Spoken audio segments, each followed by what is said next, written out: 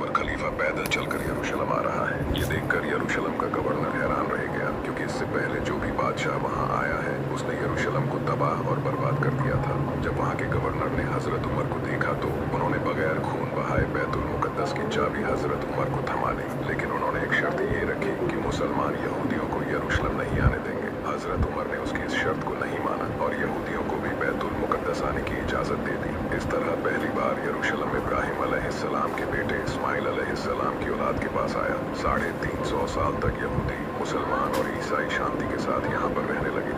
एक दिन ईसाइयों ने सारे यूरोप से फौज जमा करके यरूशलेम पर हमला कर दिया। यहूदी और मुसलमानों को कत्लेआम किया गया और यरूशलेम की गलियां खून से भर दी गई। ईसाइयों ने यहाँ पर इतनी ज्यादा तबाही मचाई कि मस्जिद अक्सा को एक महल में तब्दील कर दिया। लेकिन 90 साल के बाद एक मुसलमान हुक्मरान ने फिर से यरूशलेम पर हमला कर दिया, जिसका नाम सुल्तान सलाहुद्दीन अय्यूबी।